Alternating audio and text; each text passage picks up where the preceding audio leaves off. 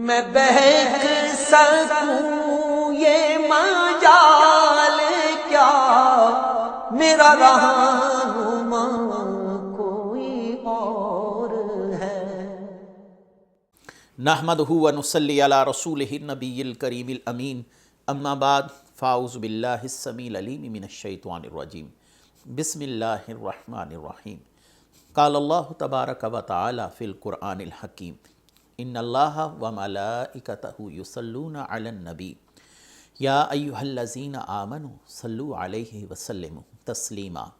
الصلاۃ والسلام علیک یا رسول اللہ وعلی آلک و اصحابک یا نبی اللہ۔ اللہ تعالیٰ کی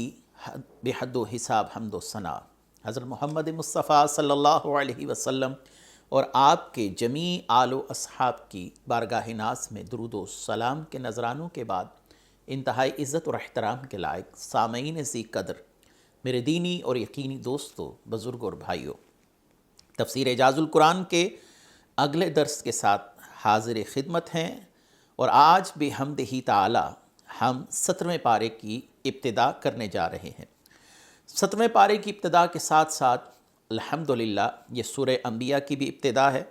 یعنی سورہ انبیاء اور 17واں پارہ یہ مشترکہ طور پر شروع ہو رہے ہیں، اور آج انشاءاللہ العزیز ہم سورہ انبیاء کا ایک مختصر سا تعارف بیان کریں گے، اور اس کے ساتھ ساتھ پہلے رکوع کی جو تفسیر ہے اس کو بیان کیا جائے گا۔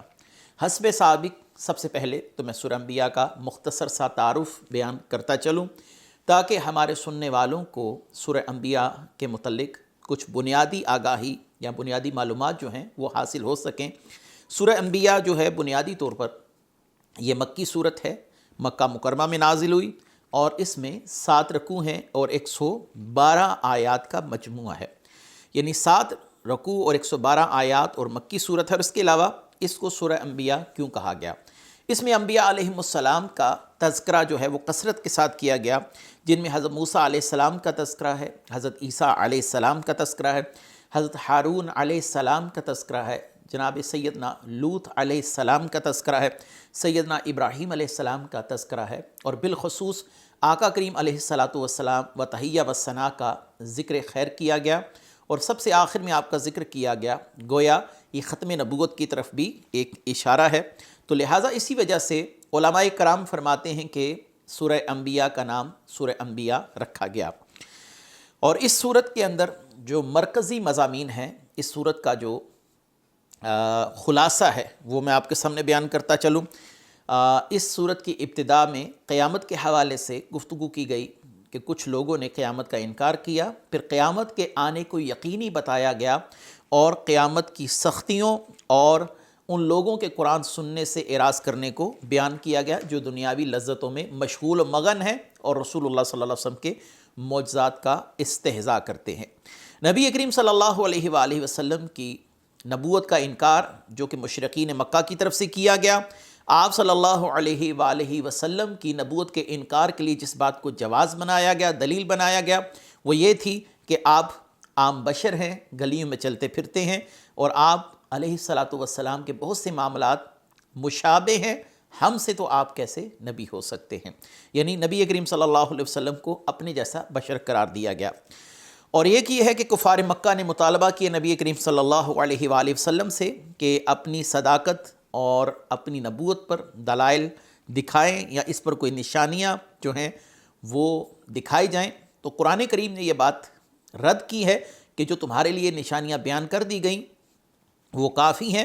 دیگر انبیاء علیہ السلام کے معجزات ظاہر ہوئے اور ان کا وقوع ایک وقت میں ہوا اور ختم ہوا، لیکن رسول اللہ صلی اللہ علیہ وسلم کو جو معجزہ بصورت قرآن دیا گیا یہ قیامت تک، قیامت کی صبح تک باقی ہے، بلکہ اس کے بعد بھی باقی ہے۔ اللہ تعالیٰ تبارک و تعالیٰ کا کلام ہے، اس کی صفات سے ہے۔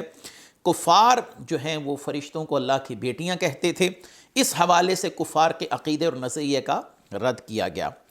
اور اللہ تعالیٰ نے اپنی وحدانیت اور اپنے معبود ہونے پر مختلف عقلی دلائل قرآن کریم میں بیان فرمائے، زمین و آسمان کی تخلیق کا سلسلہ، اور اگر کوئی خدا کے علاوہ دوسرا خدا ہوتا تو کائنات کا نظام درم برہم ہو جاتا۔ کائنات کا ایک تسلسل سے چلنا، ایک رب کے ساتھ چلنا، یہ اللہ تبارک و تعالیٰ کی وحدانیت کی بڑی دلیل ہے۔ اور اسی ضمن میں حضرت ہارون علیہ السلام، حضرت موسیٰ علیہ السلام، حضرت ابراہیم علیہ السلام، حضرت لوط علیہ السلام، حضرت اسحاق علیہ السلام، حضرت یعقوب علیہ السلام، حضرت نوح علیہ السلام، حضرت سیدنا داؤد، سیدنا سلیمان، سیدنا ایوب، سیدنا اسماعیل، سیدنا ادریس، دیگر انبیاء علیہ السلام، حضرت عیسیٰ علیہ السلام بشمول نبی کریم صلی اللہ علیہ وسلم انبیاء علیہ السلام کا تذکرہ کیا گیا، اور قیامت کے قائم ہونے کی علامات اور یاجوج ماجوج کے حوالے سے مختصراً اس میں بیان کیا گیا۔ اس کے بعد قیامت کی ہولناکیاں اور شدید عذاب کی کیفیات کو بیان کیا گیا کہ اس دن زمین و آسمان کو کیسے لپیٹ دیا جائے گا، اور اس صورت کے آخر میں خصوصی طور پر نبی کریم صلی اللہ علیہ وسلم کا تذکرہ بصورت رحمت للعالمین ہونے کے بیان کیا گیا۔ یہ اس سورہ مبارکہ کا مختصر سا خلاصہ ہے جو میں نے آپ کے سامنے بیان کیا۔ ہم آتے ہیں اس کی پہلی آیت کی طرف۔ اللہ تبارک و تعالی ارشاد فرماتے ہیں، اقترب للناس حسابهم وهم فی غفلۃ معرضون، لوگوں کا حساب قریب آ گیا ہے، وہ غفلت میں منہ پھیرے ہوئے ہیں۔ اس آیت کے شان نزول کے متعلق علماء کرام کی جو جمہور کی رائے ہے وہ یہ ہے کہ نبی کریم صلی اللہ علیہ وآلہ وسلم کو کفار مکہ کی طرف سے یہ کہہ کر آپ کا استہزاء کیا جاتا کہ قیامت آئے گی، اس دن ہم اٹھائے جائیں گے، ان باتوں کا کوئی یقین نہیں ہے، یہ فقط مفروضے ہیں، ان کی کوئی حقیقت نہیں ہے۔ تو اللہ تبارک و تعالیٰ نے کیا فرمایا، اقترب للناس حسابهم، اے محبوب صلی اللہ علیہ وسلم ان سے آپ فرما دیجئے قیامت کا وقت بہت قریب آ گیا ہے، کیونکہ قیامت آئے دن قریب آ رہی ہے۔ رسول اللہ صلی اللہ علیہ وآلہ وسلم نے اپنی 2 انگلیوں کو ایسے جوڑ کر فرمایا کہ مجھے اور قیامت کو ایسے بھیجا گیا، یعنی میرے بعد اب نبی کوئی نہیں، اب میرے بعد قیامت ایسے متصلاً بھیجی جائے گی جیسے یہ 2 انگلیاں آپس میں متصل ہیں، اور وہ غفلت میں منہ پھیرے ہوئے ہیں۔ تو اللہ تبارک و تعالیٰ نے یہاں پر قیامت کے آنے کو یقینی بتایا اور ان لوگوں کے نظریے کا رد کیا کہ محبوب آپ ان کو فرما دیجئے قیامت آئے گی، ضرور آئے گی، اور وہ دن تمہارے لیے کوئی اچھا دن نہیں ہوگا۔ اور پھر یہ لوگ کھیل کود میں پڑے ہیں، ان کے دل غفلت میں ہیں۔ اگر کوئی شخص دنیا کی مشغولیت میں آخرت کو بھول جائے، دین کو بھول جائے، اللہ تبارک و تعالیٰ کے احکامات کو فراموش کر دے، تو ایسے شخص پر غافل کا اطلاق کیا جاتا ہے۔ یہاں پر غفلت میں ڈوبے ہوئے لوگ، یعنی جو دنیا میں اتنے مشغول و مگن ہو چکے ہیں، اپنی موت کو بھول چکے، قبر کی زندگی کو بھول چکے، قیامت کو بھول چکے، قیامت کی ہولناکیوں کو بھول چکے، اللہ تعالیٰ نے انہیں غافل دل سے تعبیر فرمایا ہے۔ اور نبی کریم صلی اللہ علیہ وآلہ وسلم پر اعتراض کفار کا، اور نبی کریم صلی اللہ علیہ وسلم پر اعتراض کے بعد جواب اللہ تبارک و تعالیٰ کی طرف سے دیا گیا، تو یہ ایک خاص محبت والا تعلق ہے رسول اللہ صلی اللہ علیہ وسلم سے اللہ تبارک و تعالیٰ کا، کہ اعتراض آپ پر کیا جا رہا ہے لیکن جوابات اللہ تبارک و تعالیٰ دے رہے ہیں۔ اسی آیت کے حوالے سے امام قرطبی نے ایک روایت بھی نقل کی ہے، میں وہ بیان کرتا چلوں کہ ایک دن رسول اللہ صلی اللہ علیہ وسلم کہ صحابہ اکرام میں سے ایک صحابی دیوار بنا رہے تھے جس دن یہ صورت نازل ہوئی۔ اس دن ان کے پاس ایک شخص گزرا تو اس نے ان سے پوچھا آج قرآن پاک میں کیا نازل ہو؟ تو انہوں نے بتایا یہ آیت مبارکہ نازل ہوئی ہے، اقترب للناس حسابهم وهم فی غفلۃ معرضون، کہ لوگوں کا حساب قریب آ گیا اور وہ غفلت میں منہ پھیرے ہوئے ہیں۔ تو ان صحابی نے جب یہ سنا تو اسی وقت دیوار بنانے سے ہاتھ جھاڑ لیے اور کہا کہ اللہ کی قسم جب حساب کا وقت قریب آ گیا تو پھر یہ دیوار نہیں بنے گی۔ انہی صحابہ کرام میں اتنا تقویٰ تھا، اتنا خوف خدا تھا، اور دنیا سے اتنی بے رغبتی تھی، اور قرآن پر اس حد تک یقین اور یقین محکم اور یقین کامل تھا رسول اللہ صلی اللہ علیہ وسلم پر کہ جو انہوں نے فرما دیا وہ اب ہو کر رہے گا، اب اسے کوئی ٹالنے والا نہیں۔ اب وہ قیامت کب آئے گی؟ اللہ نے فرمایا جلد آئے گی۔ تو صحابی نے دیوار بنانے سے ہاتھ ہی جھاڑ لیے۔ اگلی آیت ہے ما یأتیہم من ذکر من ربہم محدث الا استمعوہ وہم یلعبون، جب ان کے پاس ان کے رب کی طرف سے کوئی نصیحت آتی ہے تو اسے کھیلتے ہوئے ہی سنتے ہیں۔ جب اللہ تعالیٰ کی طرف سے قرآن مجید میں ان کے لیے کوئی نیا حکم نازل کیا جائے اور کوئی ایسی نصیحت جو ان کے پاس پہلے نہیں آئی وہ نصیحت آئے تو یہ اسے سن کر مزید غفلت کا شکار ہو جاتے ہیں۔ دیکھیے کہ اگر دل کو مرض لاحق ہو جائے تو قرآن اسے شفا نہیں دیتا جب تک اللہ تبارک و تعالیٰ اس شخص کی ہدایت کا ارادہ نہ فرمائے۔ اس کی مثال ایسے ہی ہے کہ ایک بہت ہی کڑوا پھل ہے جس کو حنظل کہا جاتا ہے، تو علماء کہتے ہیں کہ حنظل کو جس قدر بھی پانی دیا جائے وہ اتنا ہی کڑوا ہوگا، اور سیب اور انگور اور ایسے جو شیریں پھل ہیں ان کو جتنا پانی دیا جائے وہ اتنا ہی قوی ہو جاتا ہے، اتنا ہی میٹھا ہوتا ہے اور اتنا ہی تقویت پاتا ہے، اتنا ہی اس کے اندر رس جو ہے وہ بھرا جاتا ہے۔ اہل ایمان جب قرآن سنتے ہیں دلوں میں ایمان کا اضافہ ہوتا ہے، لیکن جب یہی قرآن کفار سنتے ہیں غافل دل کے ساتھ تو ان کی غفلت میں مزید اضافہ ہوتا ہے۔ جیسے کہ بارش سے بنجر زمین استفادہ نہیں کر سکتی لیکن زرخیز زمین اسی بارش سے بھرپور استفادہ کرتی ہے، تو اہل ایمان ان آیات کو سن کر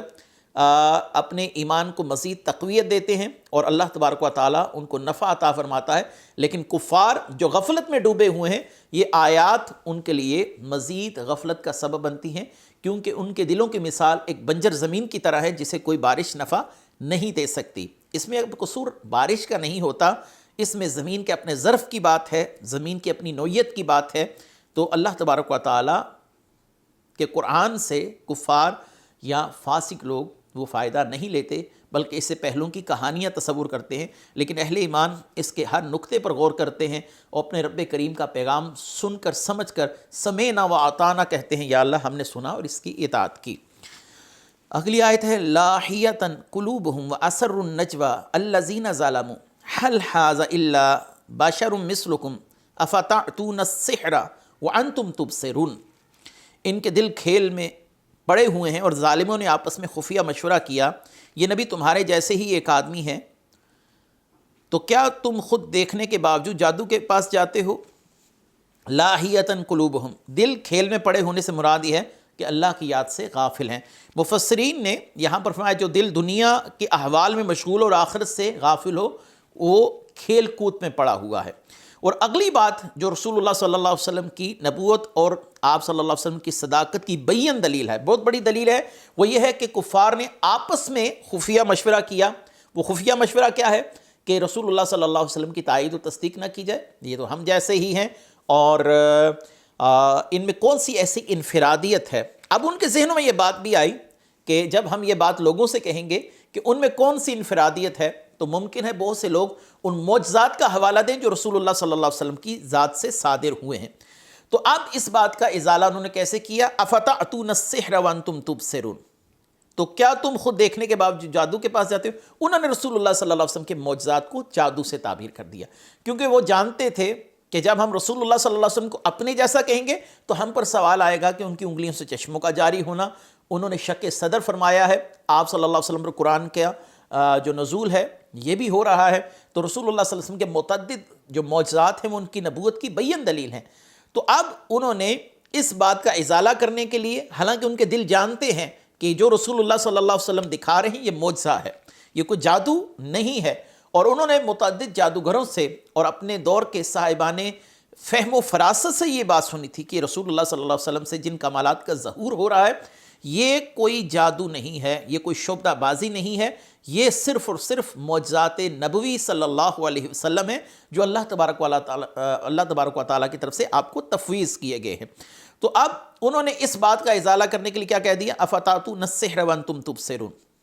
یہاں ایک بات اور بھی قابل غور ہے کہ ان لوگوں نے خفیہ مشورہ کیا، جن لوگوں نے ظلم کیا، ہم کیا کہیں گے لوگوں کو؟ هل هذا الا بشر مثلکم۔ دو باتیں یہاں پر قابل غور ہیں، ایک یہ ہے کہ نبی کریم صلی اللہ علیہ وسلم کو یا انبیاء کو اپنی مثل کہنا، اپنے جیسا کہنا، یہ کفار کا شعار ہے۔ نبی عام انسان جیسا نہیں ہوتا، وہ اللہ تبارک و تعالیٰ کے انوار و تجلیات کا مرکز ہوتا ہے، وہ وحی کو برداشت کرنے اور وحی کا تحمل کرنے کی قوت اور استطاعت رکھتا ہے۔ تو آقا کریم صلی اللہ علیہ وآلہ وسلم کو اپنے جیسا بشر کہنا، یہ ایک پہلی بات ہے، کفار کا شعار ہے۔ دوسری بات کیا ہے؟ وَأَسَرُّ النَّجْوَىٰ، انہوں نے یہ بات چھپ کر کی، آپس میں باہمی مشورہ کیا، ایک خفیہ پلاننگ کی، لیکن رسول اللہ صلی اللہ علیہ وسلم کو بذریعہ وحی اس کی اطلاع دے دی گئی۔ تو اس کا مطلب یہ تھا کہ آپ اللہ کے برحق نبی ہیں جن سے کوئی بات چھپی نہیں رہتی، اللہ تبارک و تعالیٰ بذریعہ وحی آپ صلی اللہ علیہ وسلم کو مطلع فرما دیتے ہیں۔ اگلی آیت ہے قَالَ رَبِّ يَعْلَمُ الْقَوْلَ فِي السَّمَاءِ وَالْأَرْضِ وَهُوَ السَّمِيعُ الْعَلِيمُ۔ نبی نے فرمایا میرا رب آسمان اور زمین میں ہر بات کو جانتا ہے اور وہی سننے جاننے والا ہے۔ جب حضور اقدس صلی اللہ علیہ وسلم کی طرف سے کفار کے اقوال اور احوال کی بطریق وحی بذریعہ وہی خبر دی گئی تو انہوں نے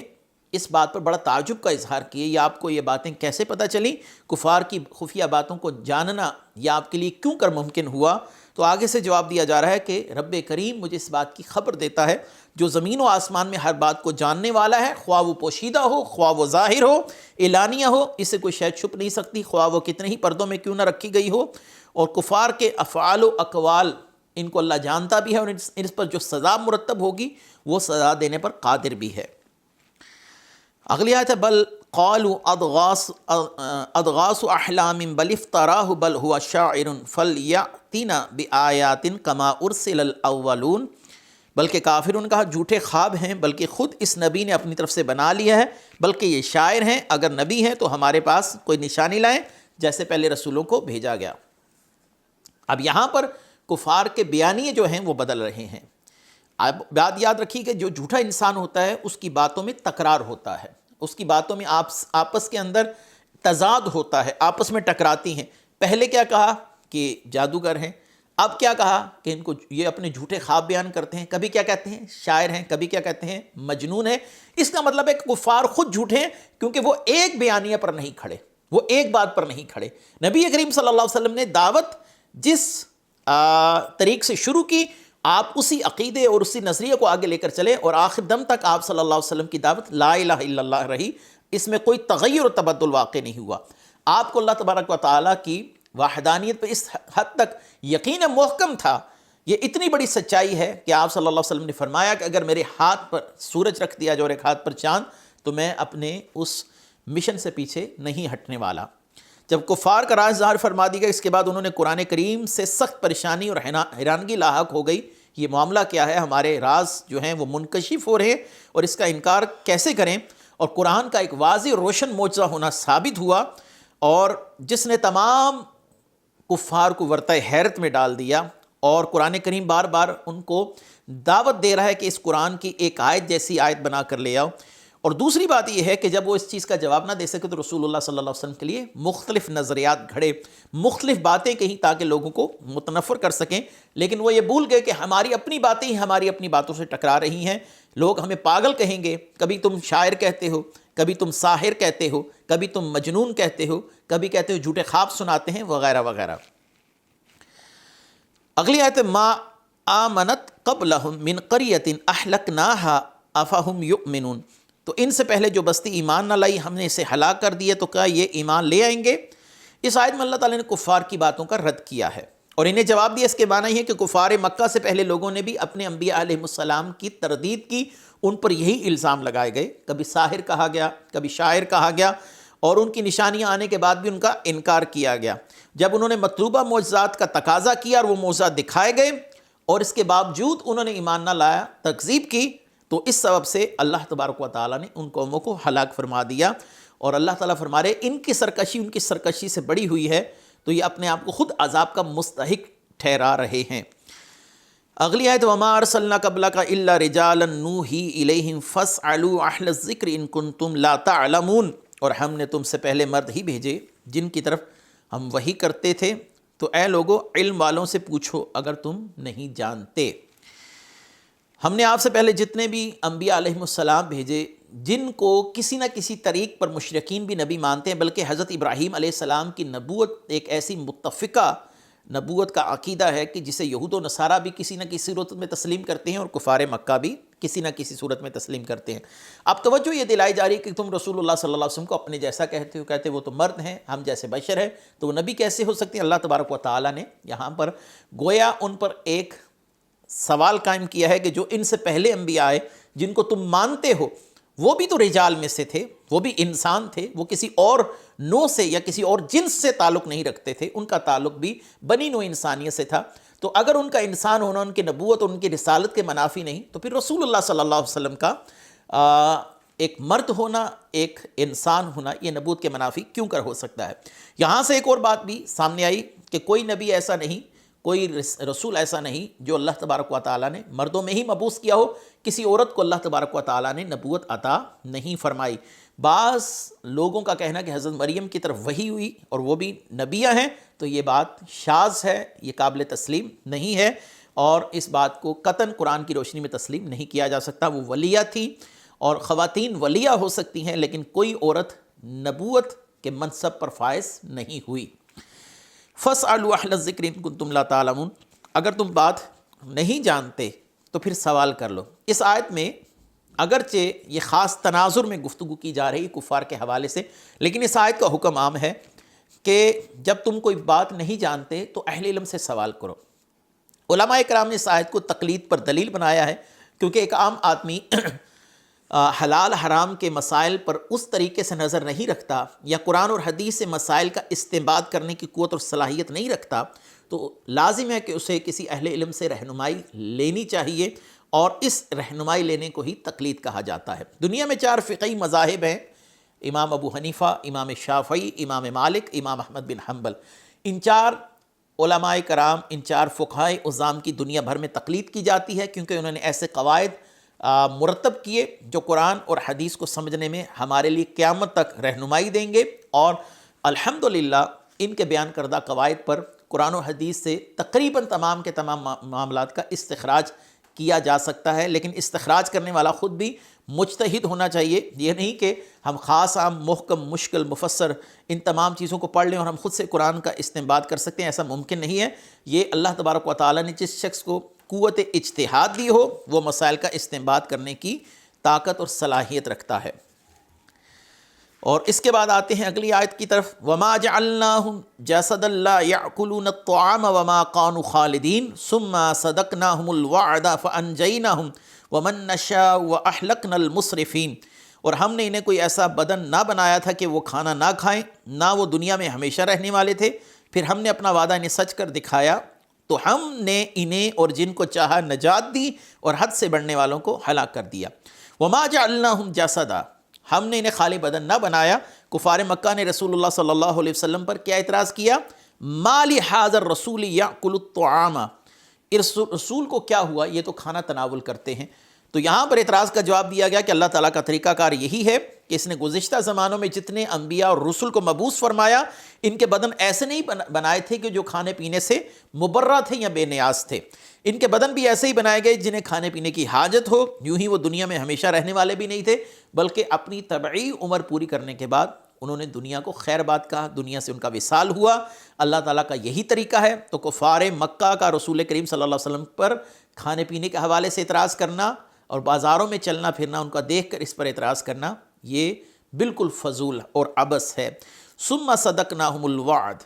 پھر ہم نے اپنا وعدہ انہیں سچ کر دکھا۔ ارشاد فرمایا کہ ہم نے انبیاء علیہ السلام کی طرف جو وحی کرنی تھی وہ وحی کی، پھر ہم نے انبیاء علیہ السلام کو نجات دینے اور ان کے دشمنوں کو ہلاک کرنے کا اپنا وعدہ سچا کر دکھایا، تو ہم نے انہیں ان کی تصدیق کرنے والے مومنوں کو نجات عطا فرمائی۔ اور آخری آیت ہے اس رکوع کی، لقد انزلنا الیکم کتابا فیہ ذکرکم افلا تعقلون، بلکہ ہم نے تمہاری طرف ایک کتاب نازل فرمائی جس میں تمہارا چرچا ہے،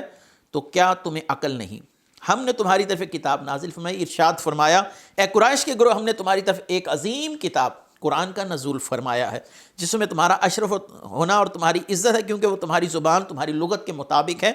تم اس کتاب سے کیسے منہ پھیر سکتے ہو؟ حالانکہ غیرت اور عقل کا تقاضا ہے کہ تم اس کتاب اور اس نبی کی تعظیم کرو جو تمہیں عزتوں سے نوازنے کے لیے ہیں، ان پر ایمان لے آؤ تو تمہیں عزت ہی عزتیں اللہ عطا فرمائے گا۔